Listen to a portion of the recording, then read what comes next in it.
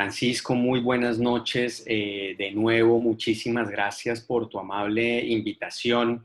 Lamentando que el viernes el internet de Cartagena, de Barranquilla, el de Colombia en general, complicó la posibilidad de terminar nuestra transmisión.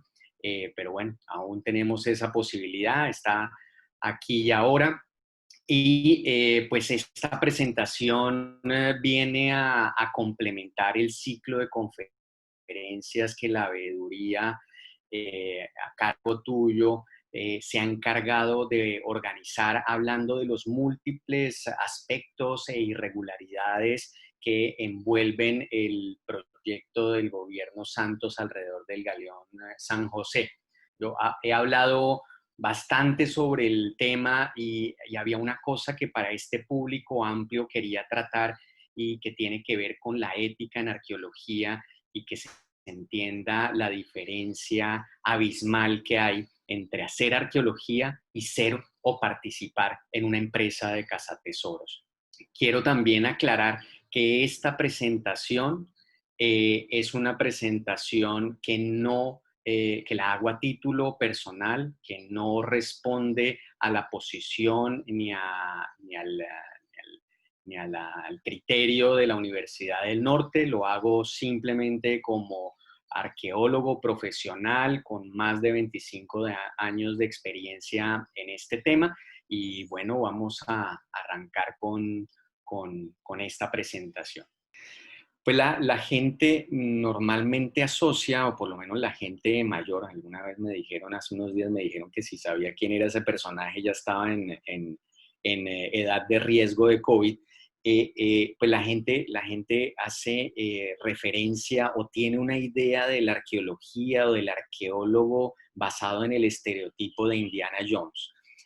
Un personaje que va en busca de muchas aventuras y sobre todo a la caza de objetos particulares, únicos, especiales, que luego van a ser transportados a los museos norteamericanos, como era el caso de Indiana Jones. Efectivamente, para finales del siglo XIX y principios del siglo XX, así funcionaba de alguna manera la arqueología. Era una suerte casi que de coleccionismo, en donde estos arqueólogos iban detrás de estos objetos únicos, particulares y extraños y terminaban después en los grandes museos europeos o norteamericanos. Y cuando hablamos de barcos, galeones y naufragios, tenemos también la idea romántica de la piratería en el Caribe, y pues se nos viene a la cabeza ya para generaciones más jóvenes la imagen de Johnny Depp, el capitán Jack Sparrow y los piratas del Caribe. Esos estereotipos, por supuesto, le han generado un imaginario que no es correcto y que está lejos de ser la situación en la que se enfrenta la arqueología en el día a día y específicamente la arqueología subacuática. ¿Qué es la arqueología? La arqueología es una ciencia, es una rama de la antropología que estudia a las sociedades del pasado a través de distintos tipos de evidencias. No tenemos a esas sociedades del pasado, no las podemos entrevistar, no las podemos observar, pero a partir de su quehacer, de sus actividades, de las construcciones, de la transformación del paisaje, pues quedan un conjunto de evidencias que deben recolectarse de manera minuciosa para que podamos finalmente reconstruir procesos sociales. A partir de la década de 1960 y con la creación de lo que se conoce como la nueva arqueología, lo que busca esta disciplina es reconstruir, comprender procesos sociales. No nos importan los objetos solos, descontextualizados, no nos dicen absolutamente nada. La riqueza del patrimonio arqueológico está en su contexto, está en entender cómo se articulan todos estos objetos en un momento, en un espacio determinado, y eso nos permite acercarnos a ellos. Debo decir que en el caso de la arqueología es una actividad destructiva y hago alusión a ese concepto porque cuando estamos excavando, y si ustedes ven la imagen de la excavación en tierra, de un contexto que excavamos en el año 2015 en la isla de Pedro González, en el archipiélago de las Perlas, ese es un contexto que tiene 6.000 años de antigüedad, un depósito de basura maravilloso que nos dio información única sobre el impacto del ser humano en estos ambientes frágiles que son las islas, pues esa recolección de información se dio de manera detallada. Ustedes ven las líneas de las cuadrículas, todo esto estaba debidamente documentado porque cuando vamos excavando, vamos destruyendo el depósito arqueológico. Al final de la investigación arqueológica, al menos del trabajo de campo, lo que va a quedar es justamente un hueco, un vacío.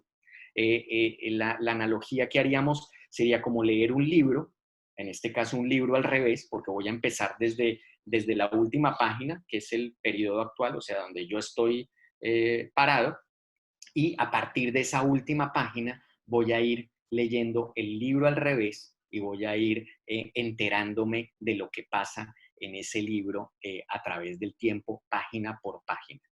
Ese libro, por supuesto, no tiene todas las palabras, no tiene todas las letras y por eso yo necesito de manera muy minuciosa recoger absolutamente toda esa información. Porque cuando yo tengo todos esos datos, es muy probable que yo logre recuperar todo el discurso que había en cada una de las páginas. Por eso la dedicación, el tiempo que se requiere para hacer una investigación arqueológica como estas. Y la arqueología se hace en tierra y en agua. No hay diferencia, no es que uno hace arqueología subacuática o terrestre, no, la arqueología es la misma, salvo que obviamente vamos a tener que hacer uso de unos equipos diferentes cuando estoy bajo el agua, no es nuestro medio natural, pero en términos generales la documentación y registro debe ser exactamente la misma, minuciosa, detallada, para que después no solamente el investigador o la gente que participó en el equipo de trabajo, sino para que otros investigadores y otros colegas e incluso el público en general pueda acceder a esa información y en el futuro a lo mejor pueda interpretarla de una manera más adecuada. Hay otro ejemplo en el que tuve la oportunidad de participar, bajo el agua, en la documentación y registro de Nuestra Señora de la Encarnación que se hundió en el Caribe panameño en 1681, un proyecto dirigido por un colega y amigo, Fritz Hanselmann. Por supuesto, cuando hablamos de arqueología subacuática o de actividad humana que queda bajo el agua, pues hay distintos tipos de actividades y de sitios que vamos a encontrar. Primero, sitios terrestres que fueron inundados por actividades relativamente recientes. Me refiero, por ejemplo, a la construcción de un embalse. Entonces, se construyen embalses y buena parte, si no se hicieron estudios arqueológicos previos, es muy posible que bajo el agua hayan quedado esas evidencias. Para no ir muy lejos en el tiempo, Guatavita la Vieja, que quedó finalmente sumergida cuando se hace el embalse de Tominé, pues representaría en algunos años un sitio arqueológico sumergido, ¿no?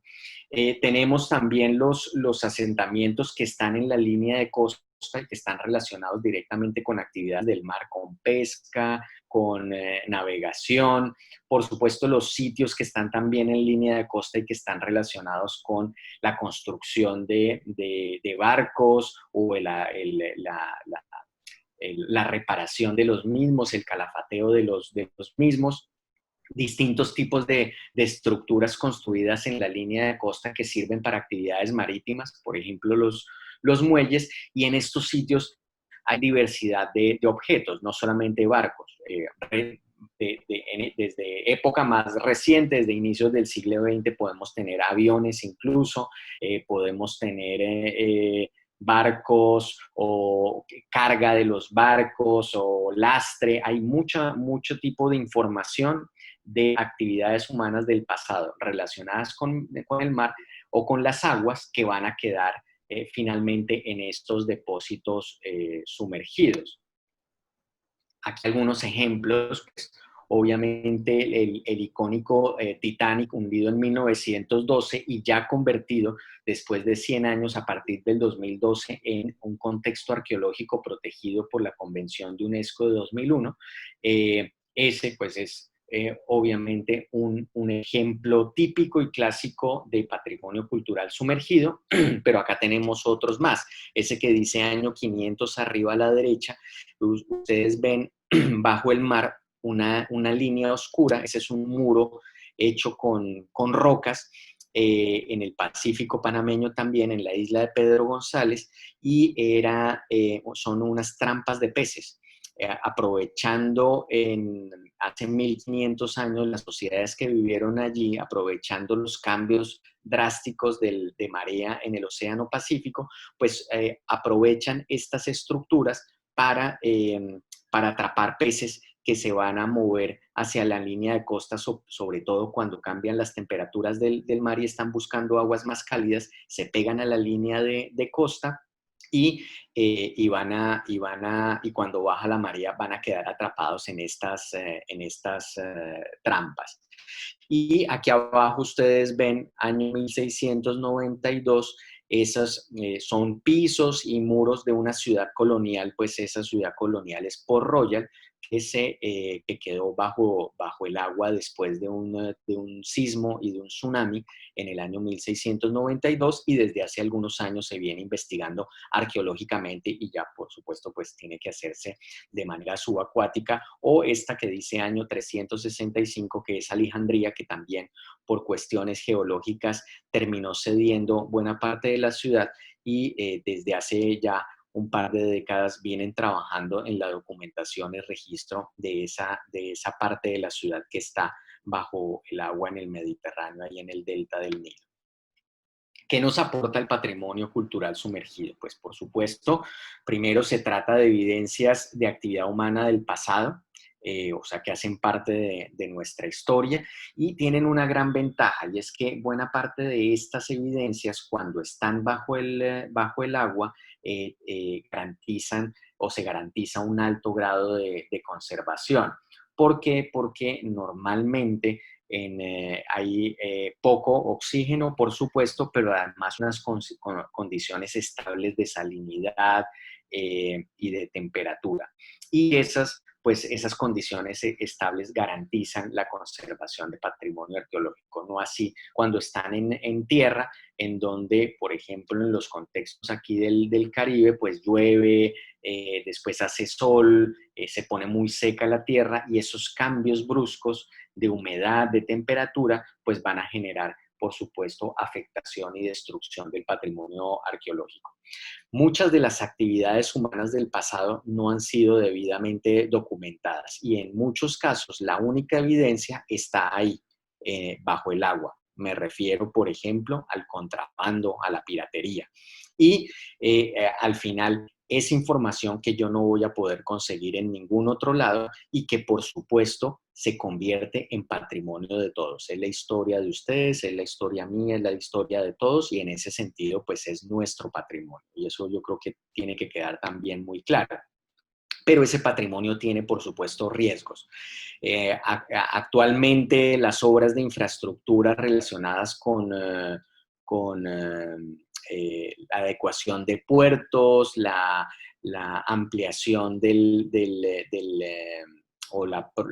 aumento en la profundidad de los canales de acceso para que entren barcos cada vez más grandes, pues lleva obligatoriamente la necesidad de usar dragas y en muchos casos pues esas dragas van a generar destrucción irreversible al patrimonio cultural sumergido. Debo decir que desde hace algunos años aquí en Colombia se vienen adelantando o implementando estudios arqueológicos previos a la construcción de puertos, marinas y dragados, justamente para evitar la destrucción de ese patrimonio. Y por el otro lado, tenemos a los cazatesoros, que desde hace muchos años, desde hace muchas décadas, vienen expoliando, comercializando y destruyendo patrimonio arqueológico y ya les diré cómo lo hace. Este individuo, Robert Marx, lo pongo aquí porque trabajó y saqueó varios naufragios en la década de los 70 aquí en Colombia, estuvo en el archipiélago de San Andrés y Providencia, y además con muy buenos contactos, tan buenos contactos que esta noticia que puse ahí del tiempo, que es del año 99, habla de que Robert Marx viene a Colombia, lo presenta además la prensa como un gran arqueólogo, un tipo que no pasó por la universidad siquiera, que nunca adelantó una investigación arqueológica seria, sino que estuvo saqueando naufragios por todo el mundo, particularmente en República Dominicana, y aquí venía presentado en una gran noticia por parte del tiempo y hablando de todas sus hazañas, sus logros y de sus publicaciones, que son una verdadera porquería, y además en donde en esa noticia dice que se va a reunir incluso con el presidente de ese momento, que en el 99 era Andrés Pastrana, que seguramente si le preguntan y se reunió con él, pues no se debe acordar. Cazatesoros famosos, no hay duda que el más famoso es Mel Fisher. Mel Fisher dedicó su vida a la búsqueda y saqueo de Nuestra Señora de Atocha, un barco que se hunde a inicios del siglo XVII por una tormenta en aguas del estado de la Florida. Y este señor se obsesiona desde finales de la década de los 60. Él vivía en California, se traslada para Los Cayos, en la Florida, y empieza a organizar una búsqueda desordenada que finalmente después consigue reorganizar a partir del año 1973, cuando contrata a un joven egresado de arqueología y le dice que lo ayude con el trabajo, y entonces hacen trabajo de archivo, hacen todo un trabajo de reconstrucción del momento en el que el barco fue atacado por la tormenta, con las descripciones que había en los documentos del Archivo General de Indias, y después de una larga búsqueda y una persistencia, pues que hay que admitirlo que la tuvo durante mucho tiempo, en el año 85 finalmente consigue encontrar, antes había encontrado el Santa Margarita y lo saquea, y finalmente en el 85 comienza el saqueo de Nuestra Señora de Atocha. Incluso en el año 75, si no estoy mal, termina perdiendo a su hijo mayor y a su nuera en una de las operaciones. El barco en el que estaban encalla, se hunde, y su hijo mayor muere. Y sin embargo, siguió obsesionado, y en el año 85 encuentra la carga, saquea y destruye el contexto, comercializa buena parte de lo que encontró, y otras termina después haciendo un museo en Los Cayos, exhibiéndolo y tratando de lavarse un poco la mala imagen que tuvo justamente por el trabajo finalmente salvaje que desarrollaron sobre este naufragio. Y la parte académica, entre comillas, estuvo a cargo de Duncan Mathewson III, y como les dije en ese momento, un recién egresado de antropología, especialista en arqueología, que terminó vendiéndose a Mel Fisher y a su proyecto de cazatesoros. Terminó vendiéndose a eso, terminó trabajando para él, publica el libro de Atocha, y después de eso se le cierran todas las puertas en la academia, no tiene posibilidad de, de articularse después a ninguna universidad, y se vuelve pues un tipo ahí que termina después con problemas de alcohol y saliendo de vez en cuando, como en este caso y en esa fotografía, en estos programas en donde insisten en mostrar a los cazatesoros como gente cool y gente que hace cosas interesantes y llamativas, y entonces pues lo invitan para que participe en esos programas. Pero pues es un tipo que después de esa actividad de cazatesoros simplemente acabó con su carrera profesional. Eh, pero esos casos que vimos de los 70 y de mediados de los 80 se siguen repitiendo. En el caso de Panamá, Panamá también tiene un galeón San José que se hundió en 1631. Ese hacía parte de la flota del Mar del Sur, era el que se movía entre el Callao y Ciudad de Panamá. Y el barco también choca con unos arrecifes, empieza a entrar agua y finalmente termina hundiéndose a la altura de la isla Contadora en el archipiélago de las Perlas también. Pues este naufragio recibió eh, una propuesta el Estado panameño por parte de una empresa de cazatesoros con sede en Panamá que se llama INDI, Investigaciones Marítimas del Istmo, y consiguen por cuestiones de la política y finalmente de la corrupción un permiso para una intervención que termina siendo un saqueo ramplón a este galeón, y que la única condición que le puso el Estado panameño y sus autoridades culturales era que debía tener un arqueólogo profesional panameño o registrado en Panamá en el equipo. Ninguno de los arqueólogos registrados en Panamá quisimos participar, obviamente, de un proyecto que sabíamos que era comercial y de cazatesoros, y sin embargo encontraron en un profesor de la Universidad de Panamá, Gustavo Leal, el que ustedes ven en esa fotografía, que es profesor de la carrera de antropología de la Universidad de Panamá, se presta para ser la contraparte científica, entre comillas, del proyecto de saqueo del galeón San José de Panamá. Nunca puso la cara, nunca se presentó, creo que yo ni siquiera nunca estuvo montado en el bote del saqueo, pero sin embargo lo avaló y por supuesto le pagaron por esa actividad tristemente y sigue siendo además profesor de la Universidad de Panamá. Lastimosamente, una vergüenza para la Universidad de Panamá, sin duda. Si quieren saber de la historia de ese barco, que recientemente tuvo una evaluación de especialistas de UNESCO para ver cómo había quedado, o lo que había quedado, en qué estado estaba. Y después Carlos León Amores, un arqueólogo subacuático español, hace un muy buen balance de este barco en este dossier que se publicó a inicios de este año en la revista Magallánica, eh, en donde lo pueden encontrar si lo buscan por internet, y ahí están pues muchos de los detalles sobre estas irregularidades que se dieron alrededor del San José y en donde había políticos importantes involucrados. ¿Qué es lo que pasa y cuál es el problema con la actividad de los cazatesoros? Pues que los cazatesoros destruyen los contextos arqueológicos. A ellos no les interesa hacer lo que nosotros hacemos con todo el cuidado y que nos toma tiempo. Pues no, ellos no tienen tiempo. Ellos quieren ir por lo que consideran valioso para comercializarlo, para subastarlo, para venderlo.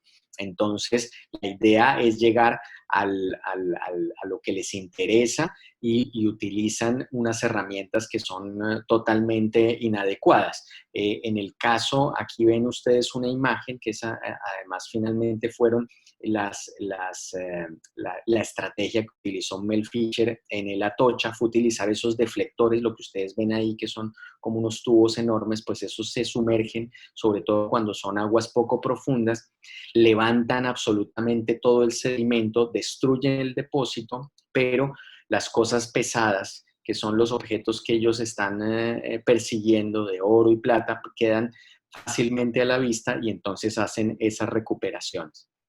Así es como funciona la actividad de cazatesoros, así que los depósitos arqueológicos son absolutamente destruidos, pero en este caso sin ningún tipo de documentación. Aquí no hay cuidado en documentar nada porque no les interesa el contexto ni las asociaciones, sino lo que les interesan son objetos que se puedan vender.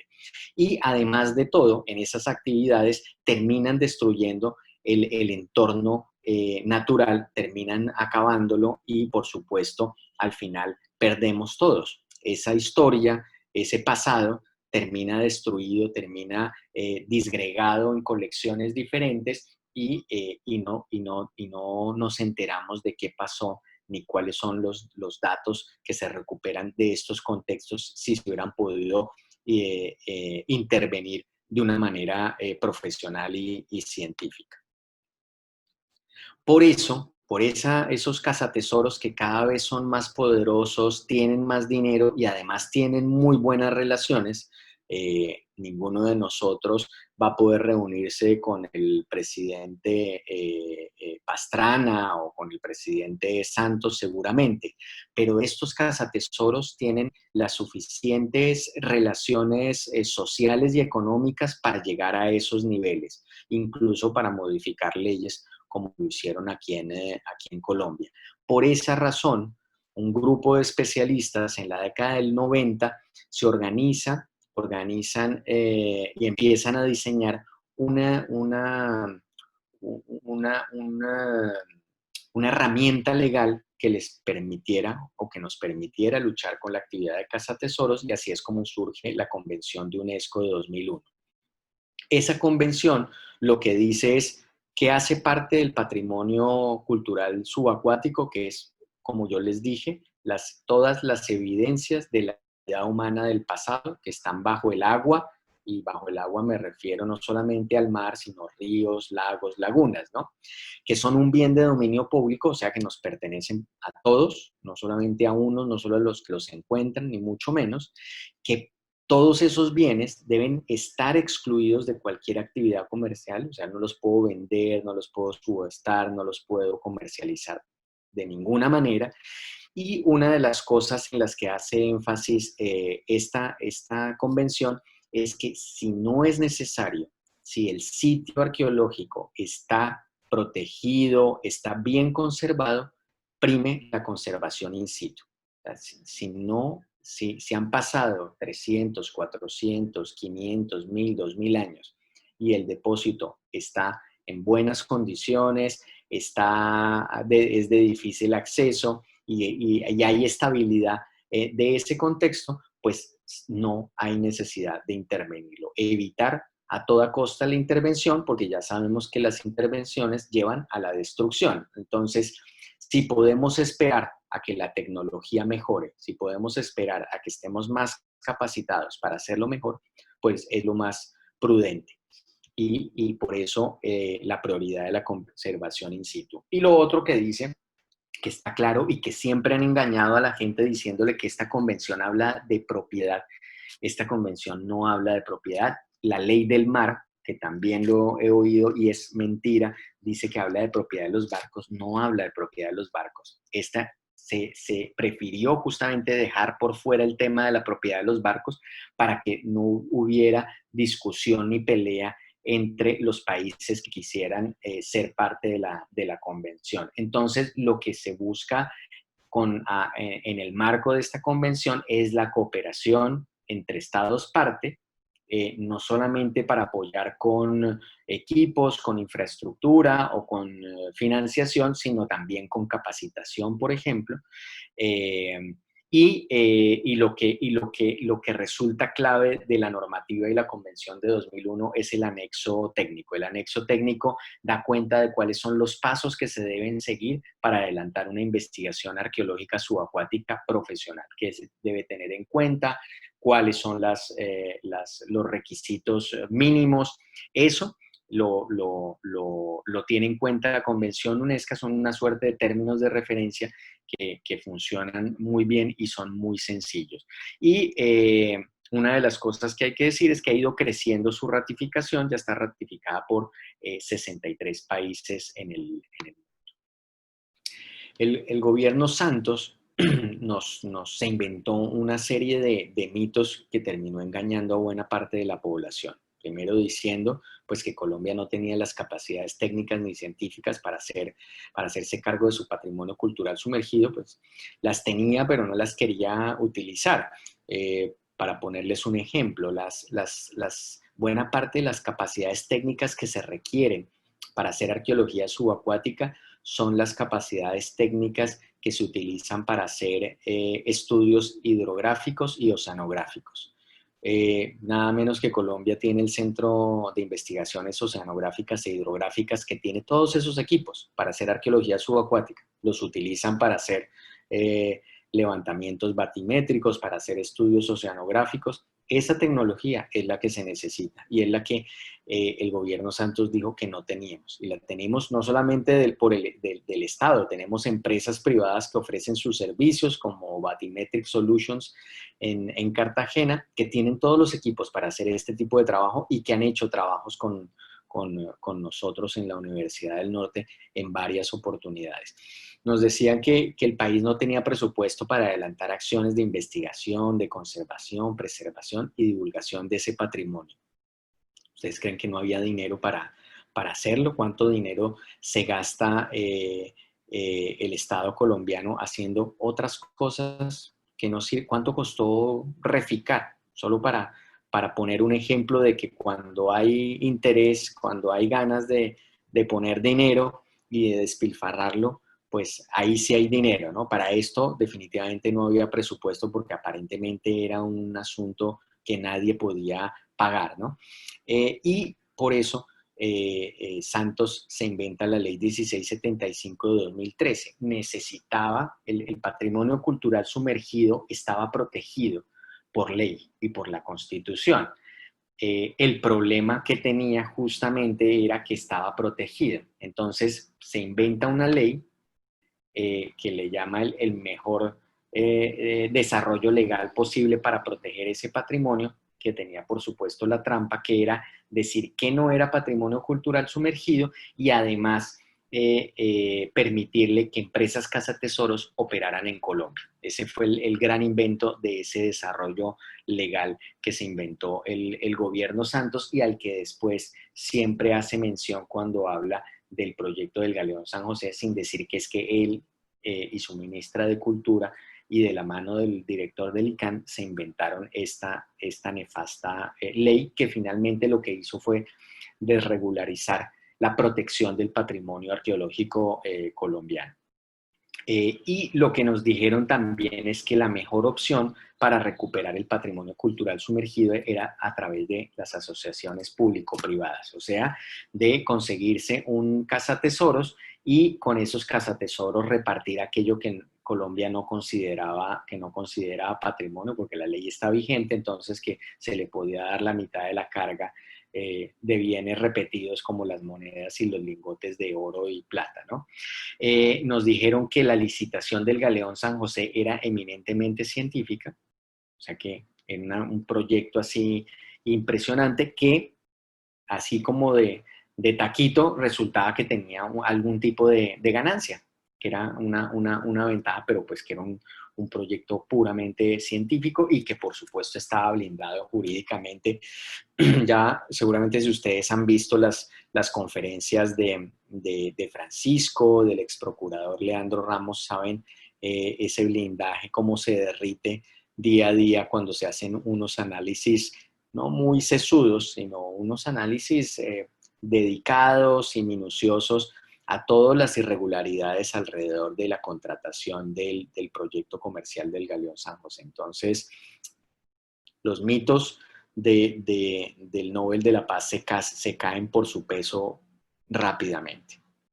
Y nos pusieron al hombre de la barba blanca, a este personaje parecido a Hemingway y que y que era un tipo que había estudiado el San José desde hace 25, 30 años, el arqueólogo líder del proyecto, Roger Dooley o Roger Montañez Caballero, un personaje que posee posiblemente un título de oceanografía de la Universidad de La Habana, no tiene ningún título en arqueología, como él dice que lo obtuvo en Cuba, por una sencilla razón, porque Cuba no ha tenido ni tiene una carrera de arqueología, no la tiene, así que no pueden haberle emitido un título que por supuesto ellos no generan. Y lo que sí es cierto es que desde la década de los 60, porque hay que decir que es buzo profesional, estuvo saqueando naufragios en la isla con el beneplácito del régimen. Tiene una muy bonita y estrecha relación con el régimen cubano, incluso ahora. como les dije, en los 60, con su hermano Michael Montañez Caballero. Ahí ven ustedes, pues ahí está la confusión de los nombres, y es que ese es el nombre que después él se lo cambia cuando sale de Cuba y se va a vivir a Estados Unidos, porque él nació en New Jersey, tiene doble nacionalidad y se cambió el nombre. Y con Juan Álvarez Forteza hicieron una excavación, entre comillas, un crucero español hundido en 1895. Ahí empieza su interés y su gusto por la actividad de cazatesoros. Está vinculado allí a una instancia científica, eso sí, en Cuba, pero el régimen lo que le interesaba con este asunto era recuperar sobre todo oro y plata para las arcas del Estado, ¿no? Entonces, no era un asunto realmente científico del todo. Deciden en el año 80 crear una empresa dedicada exclusivamente a esto, Carisú, en donde están Roger Montañez, está su hermano también, y está otra serie de gente, sobre todo militares, involucrados en esta empresa, a la que se le dieron muchísimos recursos, obviamente porque querían un beneficio económico para el régimen.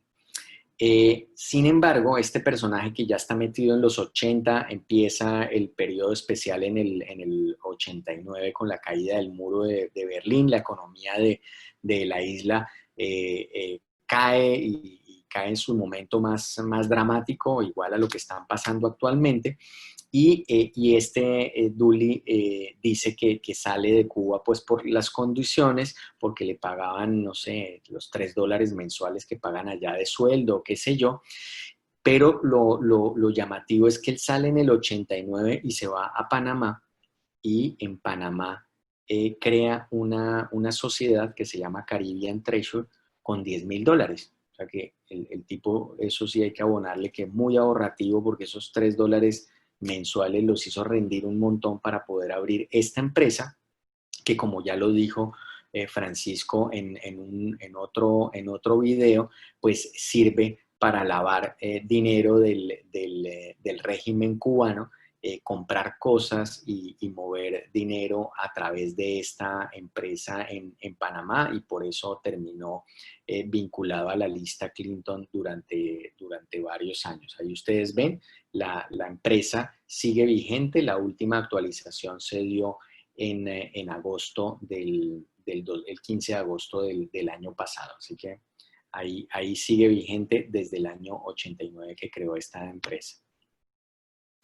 Y después pasó a trabajar en lo que sabe hacer. O sea, no se lo vamos a negar. O sea, ya el tipo era cazatesoros, pues se dedica a trabajar a eso. Primero con una empresa canadiense, Visa Gold Resources, que de manera muy particular crea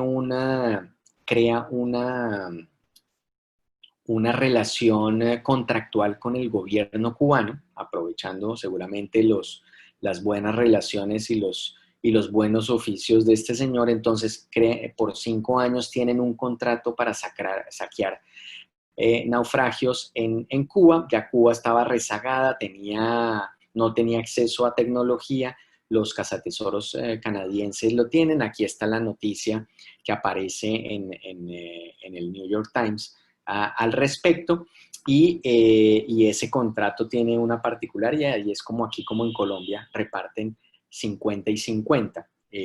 Como les digo, pues estaba Dully ahí de intermediario. En la noticia no aparece, pero por supuesto después sí aparece en las actividades. Y justo esa fotografía está mostrando uno de los objetos del Palemón, que fue uno de los barcos que saqueó Visa Gold en Cuba con el beneplácito del régimen.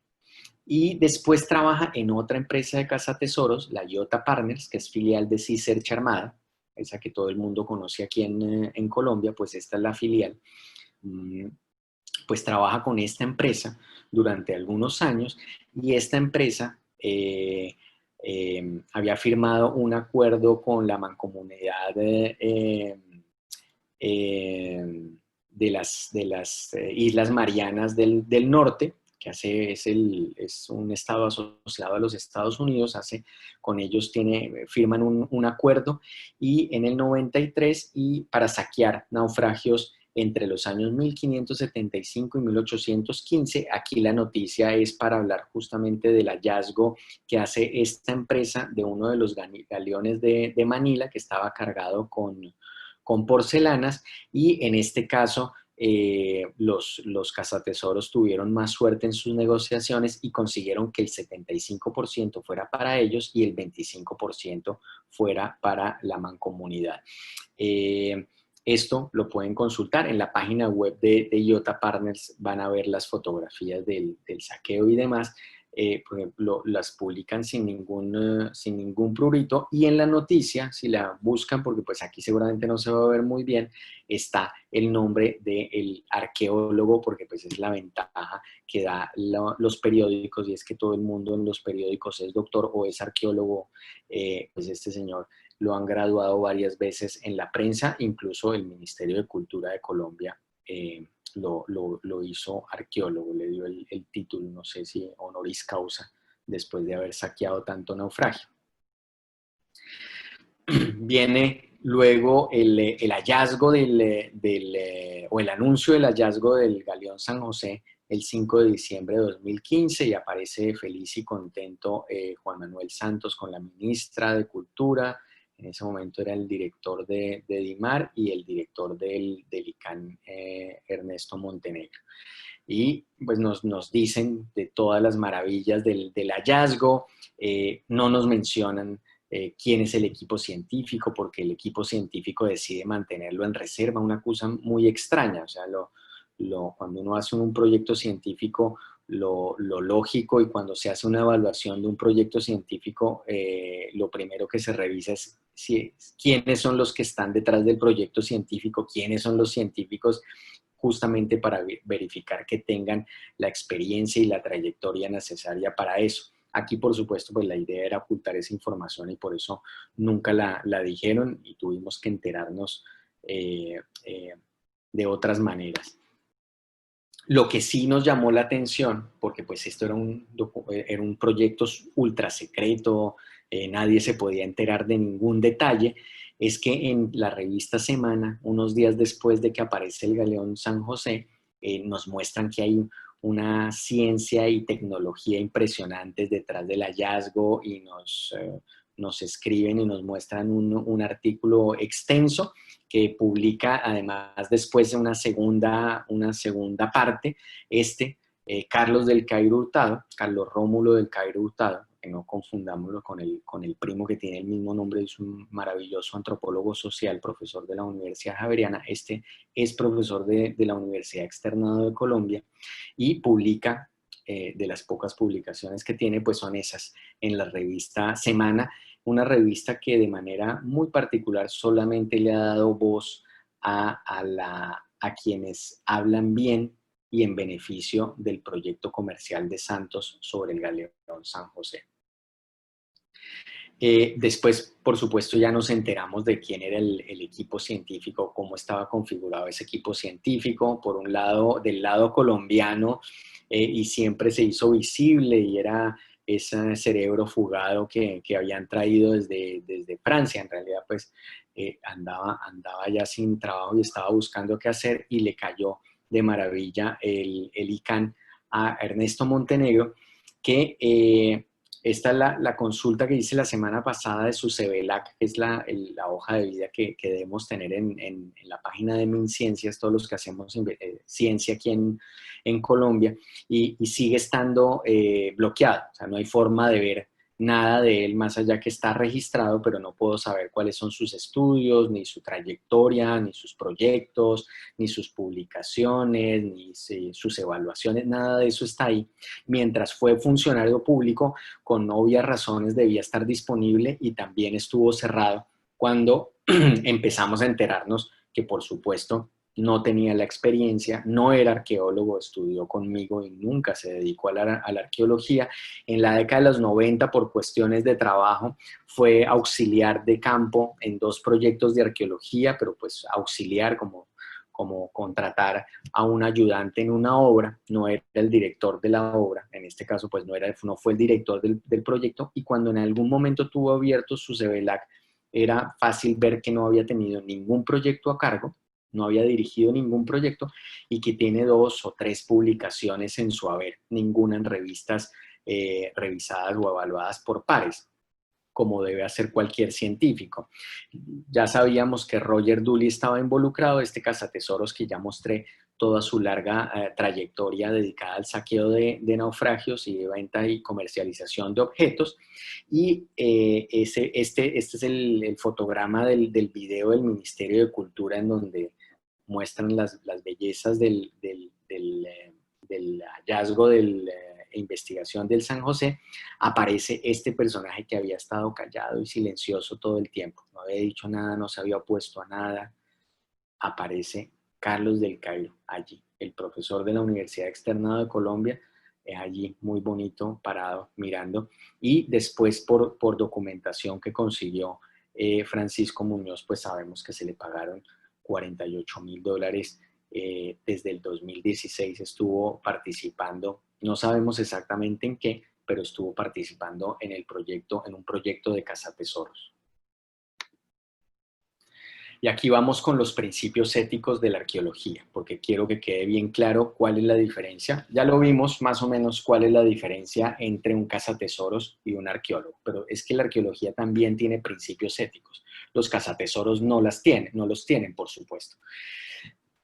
En el caso de los principios éticos, estos retomo los que están en la Sociedad Americana de Arqueología, los pueden mirar y consultar en internet, ahí están en inglés, en español, en portugués, pues hablan justamente sobre cuáles son aquellos principios que cualquier investigador y cualquier investigación arqueológica debe cumplir sí o sí. Este de administración, que está relacionado a que nosotros como gestores de una investigación tenemos que cumplir una doble función de cuidar y de defender el registro arqueológico en beneficio de toda la población, entendiendo que el patrimonio arqueológico es de todos, ¿no? La responsabilidad que está, por supuesto, ligada a la responsabilidad que todos tenemos de asumir una investigación en términos del equipo, de financiación, de las condiciones de seguridad, todo esto. Comercialización, importante principio. Los productos sujetos a explotación o para disfrute o ganancia personal redunda en la destrucción de los sitios arqueológicos y de la información contextual. O sea, es imposible, es impensable, es incompatible la comercialización en un proyecto arqueológico y, por supuesto, con un arqueólogo profesional. Estamos en el principio 4, obligados a difundir las interpretaciones resultados de la investigación arqueológica, cosa que con el San José no se ha hecho porque no ha habido ninguna interpretación. Mostrar unas fotos de este San José, pare de contar, ¿no? Principio 5 de propiedad intelectual. Dice que tal como se encuentra en el conocimiento y los documentos creados mediante el estudio de los recursos arqueológicos, eso también forma parte del registro arqueológico. O sea, no solamente lo que uno encuentra, sino la documentación hace parte del registro arqueológico. Significa que eso es público, debe estar al acceso de todo el mundo. No es súper secreto, no es confidencial en ningún caso, como lo tenemos aquí, ¿no? Y está relacionado también con el siguiente, el principio 6 de información pública y publicación. Cuando uno hace una investigación debe publicarse en documentos científicos evaluados por pares, o sea, por gente científica que trabaja y conoce el tema, y además difundido en otros medios para la comunidad en general. No en noticias como han salido, de manera desinformada, desarticulada, y en donde finalmente no tenemos todos los detalles de quién estuvo a cargo, de cómo se hizo el proyecto, quién lo financió, de dónde salió el dinero. Todo este asunto está perdido. Registros y preservación. Está claro que los arqueólogos deben trabajar activamente para la preservación de las colecciones, el registro e informes arqueológicos y el acceso a largo plazo de ellos. Eso está relacionado con la comercialización. Si yo vendo las cosas, a largo plazo yo no puedo acceder a los objetos. Yo no los puedo volver a estudiar. ¿A qué busco? a los 5.000 personas que compraron las monedas o a los coleccionistas. No, no me van a dejar revisar ese registro arqueológico. Por eso la necesidad de que se entienda que un contexto arqueológico es indivisible. Les voy a poner, es un video más largo, pero quiero que lo oigan, ya voy a cerrar.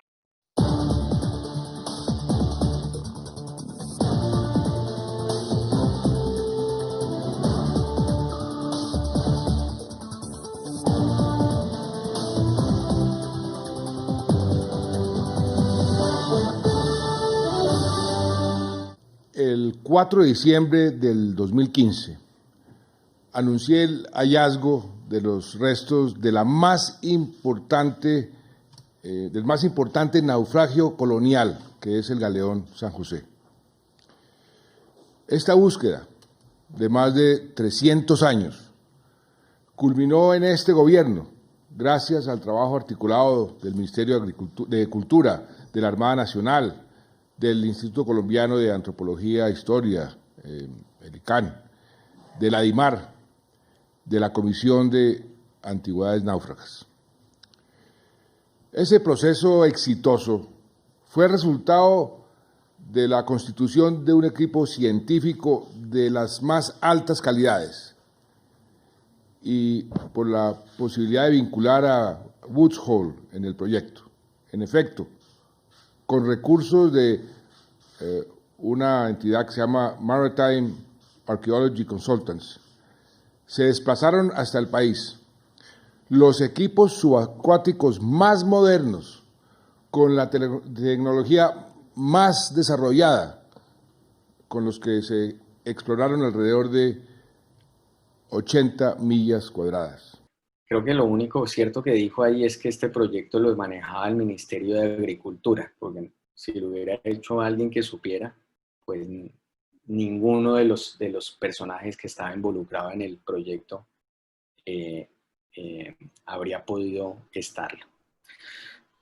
Con el cambio de ese fue la locución que dio justo al momento de terminar su mandato, por eso se le veía así como lloroso porque no había podido cerrar el negocio como quería.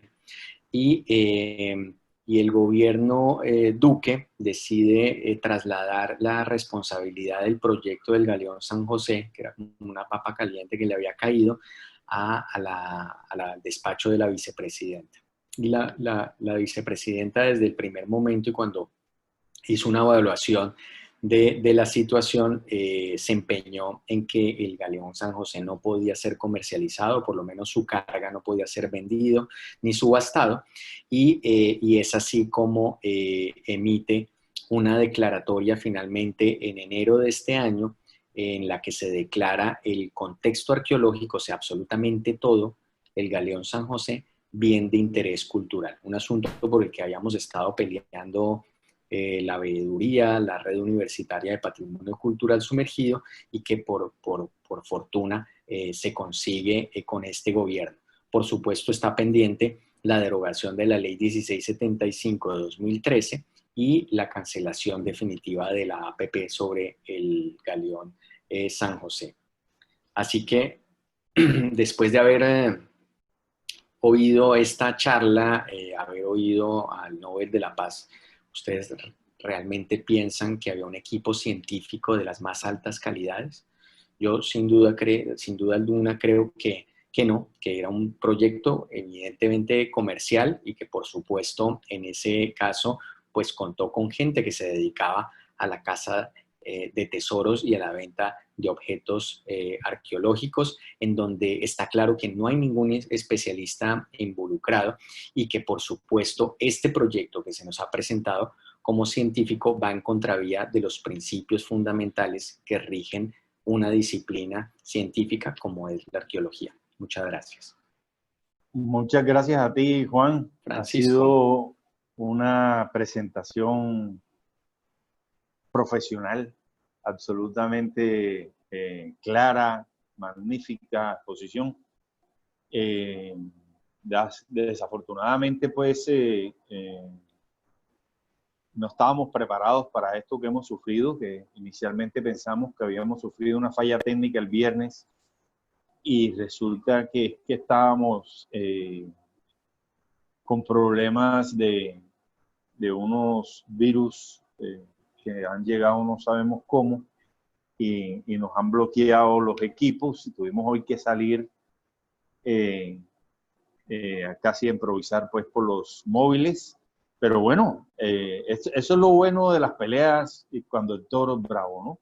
Esto de estar uno enfrentado a tontos, no. Estamos enfrentados a gente que está haciendo todo el esfuerzo porque nuestra voz se minimice y que aún estos pequeños espacios que hemos logrado en redes sean saboteados. Pero bueno, vamos para adelante, no hay ningún problema, estaremos haciendo lo necesario para solucionarlo y esta es una tecnología que está a disposición para todos, así que lograremos salir adelante.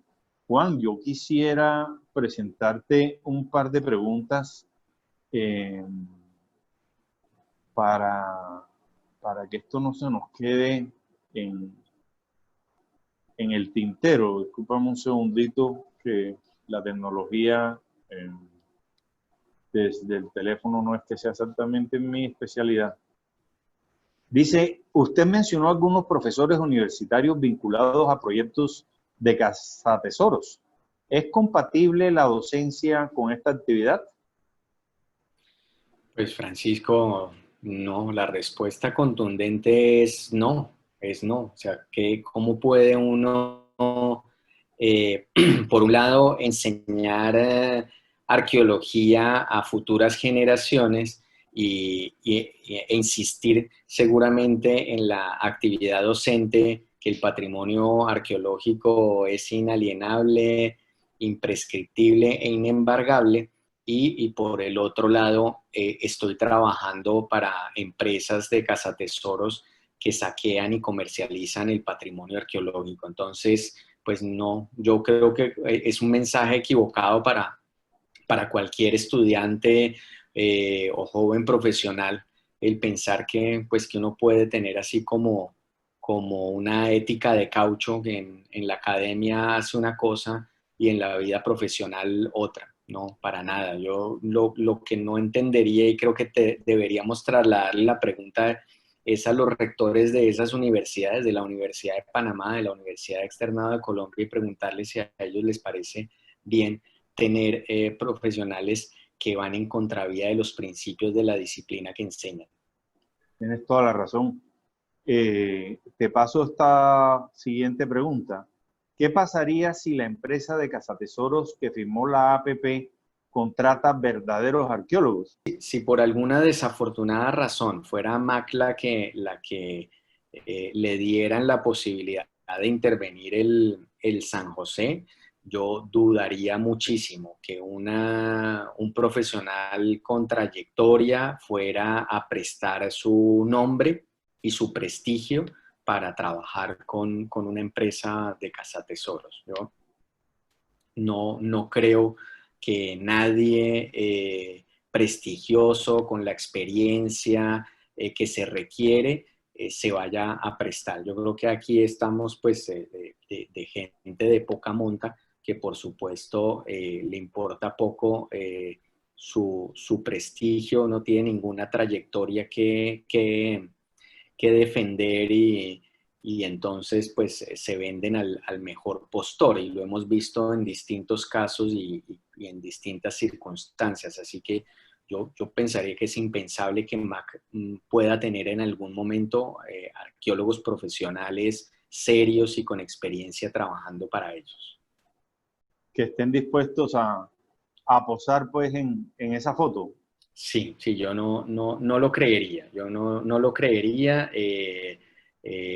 Yo sé que Mac estuvo contactando gente en distintos lados, gente importante y todos, e incluso a gente que le dijeron es que no estamos haciendo nada ilegal porque en Colombia es legal el saqueo y comercialización de de patrimonio cultural sumergido. Y al menos las dos personas los dos colegas que no los voy a mencionar, que contactaron y que me lo comentaron a mí, pues se negaron rotundamente, dijeron para nada, porque además de las cosas que les decían era que iban a mantener sus nombres ocultos, tan ocultos que ya nos enteramos quiénes estaban involucrados. Sabían que en algún momento se iba a destapar y nadie quería quemarse de la manera en que se quemaron. Vale, perfecto. Tenemos una felicitación, podríamos decir, del señor Álvaro Duarte. Dice, excelente visión, radicalmente opuesto a lo que se ha venido mostrando a la opinión pública. Así por ahora no contemos con un desarrollo industrial en cuanto a las tecnologías aplicables a la intervención del medio subacuático. Contamos en Colombia y particularmente en la academia con las capacidades que facilitarían de manera paralela y simultánea la adquisición de los equipos tecnológicos y el know-how requerido para llevar a cabo cualquier campaña en este campo. Y nos aporta una pregunta. ¿Acaso no se supone que ya el proceso de concurso para la adjudicación del tal contrato ya fue invalidada? Si quieres contestarle, Juan. Sí, yo no lo sé, tengo entendido que no, y tengo entendido que el asunto casi que está cerrado con Mac y ahí están y por eso siguen rondando. Yo no sé, ahí sí Francisco tendrá que ayudarme porque no sé si hay alguna noticia de parte de los tribunales al respecto. No, no, nada, los tribunales están absolutamente silenciados y ha llegado una nueva pregunta, déjame un segundito. Dicen que por qué sigue Montenegro como director del ICANN. No, ya no está, ya Ernesto Montenegro salió del ICANN. Ahora el nuevo director se llama Nicolás Loaiza. Pero Montenegro sigue por ahí, trabaja para la alcaldía de Bogotá en el IDPC como asesor, imagínense. Qué bueno, ¿no? Tengo entendido que todos los amigos pues, del proyecto del otro lado están todos muy bien ubicaditos, a diferencia Sí. de los que están acá del otro lado del río, que Así solamente se sienten los portazos y la señalización y la exclusión, pero vamos para adelante, vamos para adelante. Juan, yo quisiera decir muchas cosas, pero ya es un poco tarde, 9:30, sí, me da pena con la audiencia. sí. Quisiera, espérate un momentico, llegó alguien más. Agradecerle a todos por la paciencia que han tenido con esta reunión, Juan, tan accidentada. El viernes pensamos que había sido un problema De de internet o de cables, un problema fuera de hardware, ¿verdad? Y no, resulta que teníamos un bicho tremendamente poderoso metido en nuestro sistema y, y frustró todo lo que tuvimos intención de hacer a través de estos equipos, pero bueno, menos mal teníamos los móviles y pudimos salir, aunque no pudimos acceder a nuestro canal de YouTube, pero ya lo montaremos en diferido. Aquí el capitán, espérate un momentico, tenemos otra preguntita, déjame ir, la miro en el chat. Y a ver, felicitaciones, una gran presentación. Recuerda que ningún mar en calma hizo nunca a un buen marinero. Eso es Excelente, cierto. excelente, Eso es cierto, muy, capitán, eso es cierto. muy cierto. Bueno, Juan, muchas gracias. Nada, La semana entrante vamos a salir nuevamente el domingo.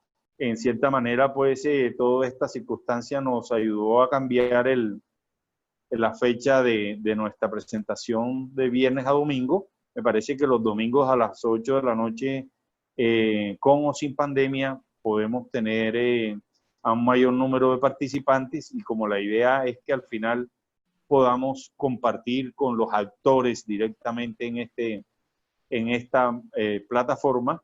Nos veremos el próximo domingo a las 8. El invitado será el director de esta veeduría, este servidor. Vamos a mirar en detalle, a seguir mirando, ¿no? las medidas cautelares que hemos pedido ante el Tribunal de Cundinamarca, y vamos a estudiar con juicioso detalle, para ilustración de nuestra audiencia y de la opinión pública nacional e internacional, en qué consistió la tramulla de los 2 minutos que hicieron que estos señores ingleses sean considerados, entre comillas, el único proponente en este proyecto de Galeón San José, lo cual es algo absolutamente aberrante. Vamos a ver unos detallitos en el SECOP que también son preocupantes, y vamos a entrar en lo que fue la segunda y la tercera solicitud de medidas cautelares, que son realmente aterradoras, y veremos con papeles, pruebas, lo que hemos presentado, con los documentos que nos hemos dirigido al tribunal. Posteriormente, y me adelanto un poco, vamos a tener nuestros primeros invitados internacionales, y ya empezamos pues en la recta de este ciclo de conferencias. Juan, eres muy amable, un abrazo a todos, gracias por acompañarnos. Vincúlense a nuestro canal de YouTube, allá se colocará este video, y los esperamos igualmente en el canal de Facebook de Salvemos al Galeón, igual desde YouTube se llama así también, Salvemos al Galeón. Allí les esperamos. Hasta la próxima semana. Un gran abrazo y muchas gracias, Juan Guillermo. Nada, a ti, muchas gracias. Un abrazo. Feliz noche.